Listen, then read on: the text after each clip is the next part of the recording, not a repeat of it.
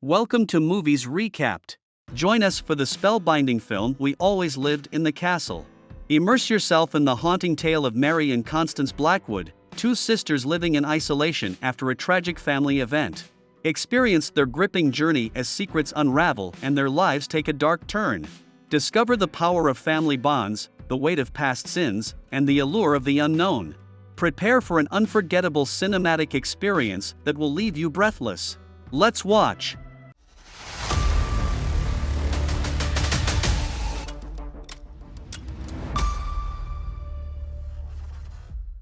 Mary Blackwood is a teenager who narrates the story of her family, the Blackwoods. She lives with her sister, Constance, in their long-standing home. Unfortunately, a significant part of the roof has been damaged, and there's a burnt bed as well.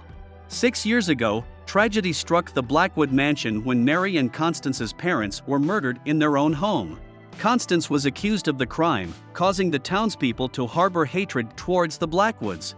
Mary dreads Tuesdays, as she has to face the hostility of the townsfolk when she goes into town. Feeling superstitious, Mary decides to bury something evil as a form of protection for herself. It turns out that 6 years ago, Constance was also accused of killing their parents and poisoning their Uncle Julian. The townspeople now wish for the ruin of the Blackwood sisters. During a visit to a coffee shop, Mary is recognized by a man named Jim.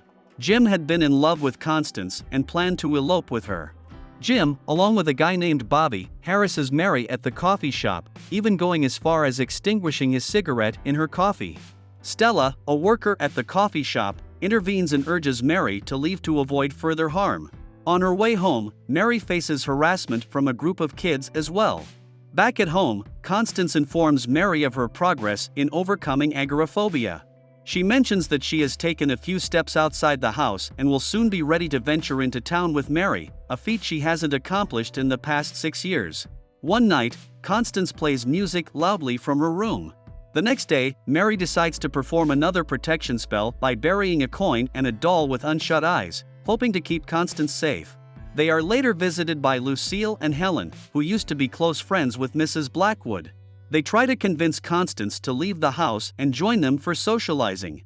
Uncle Julian, fascinated by the murder mystery, joins their tea time and discusses the gruesome murders and the taste of arsenic.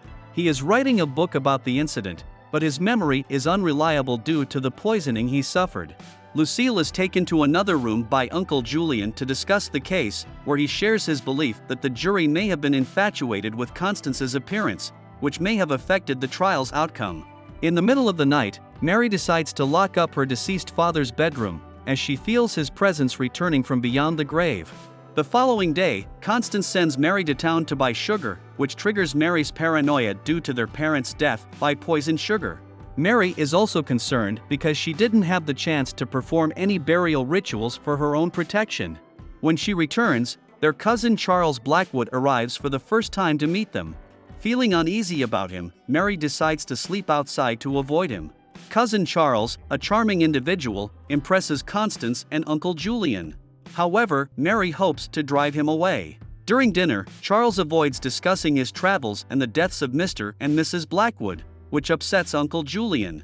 Charles offers to do the grocery shopping, mentioning their father's lack of trust in the banking system and the money stored in a safe. Mary becomes more uncomfortable with Charles and tries to perform protective burial rituals. However, Charles discovers her burying their father's gold watch and insists on selling such items, which causes tension. Constance intervenes and distracts Charles by suggesting a bath. While he bathes, he overhears Constance in the other room, and Constance feels uneasy when he catches a glimpse of his cousin's exposed body. Later, Mary confronts Charles and asks him to leave, but he refuses. In the following days, Charles gradually takes control of the household, wearing their father's clothes and exerting authority over Constance. While working on the steps, Charles discovers Mary's box of coins and becomes upset that the money isn't being used. One day, Mary decides to follow Charles into town, where people notice his resemblance to Mary's late father, John Blackwood. Charles catches Mary staring at him, and she walks away while keying his car in frustration. Constance forbids Mary from wandering outside after this incident, believing that Charles genuinely cares for Uncle Julian's well-being. Mary becomes convinced that Charles is purposely making Uncle Julian sicker, but Constance disagrees, believing Charles is administering the proper medication to improve his mood. When Charles arrives, he suggests going through John's papers, prompting Constance and Uncle Julian to leave the room. Charles takes the opportunity to confront Mary about the damage to his room caused by her and threatens her, hoping to drive her away. At night, Mary decides to gather items from the forest for protection. Meanwhile, Charles wears John's suit and dances with Constance while speaking Italian. The next morning, Mary vandalizes Charles's room and recites information about poisonous mushrooms, annoying him. Charles loses his temper and grabs Mary by the head, dragging her out of the room while Constance watches in terror. As Charles smells smoke from his room, he rushes downstairs and instructs Constance to retrieve money from the safe. Charles cowardly flees the house, leaving Constance and Mary behind. Fortunately, Stella spots the fire and alerts others, prompting the arrival of firefighters.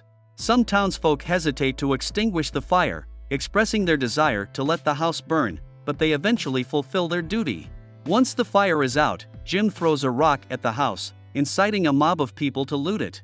Charles returns to the house, attempting to open the safe, while the sisters escape through a window. The townsfolk apprehend Constance and Mary, subjecting them to harassment. Uncle Julian's death is later discovered, leading everyone to disperse. The next day, the sisters return to their ruined home. In the kitchen, Mary opens up about her father's cruelty towards her, confessing that she had poisoned him. Constance reveals that she has always known about Mary's actions, understanding her motivation to protect both herself and Constance from their father's abuse. Helen and Sam Clark arrive at their house, offering condolences and assistance with Uncle Julian's funeral. They assure the sisters of their support. Mary and Constance realize that the stairs are now broken, preventing them from accessing the upper floor. Various townspeople visit the house, leaving food at their doorstep, but the sisters choose to ignore the knocking. Charles returns and apologizes for his past behavior, expressing a desire for a life together with Constance in Italy. He refuses to leave, even when ignored by the sisters. In a desperate act, Mary attacks Charles with a snow globe, causing him to bleed. Even when he lies on the floor injured, Mary continues to strike him. Later, Mary buries Charles's body in the garden and disposes of the car, cleaning up the house. Returning to the present, Mary writes in a manuscript about the forthcoming changes in their lives. A group of children approaches their house, calling them witches. Mary confronts them, causing the children to flee. The movie concludes with the two sisters embracing their reputation as the evil witches living in a castle.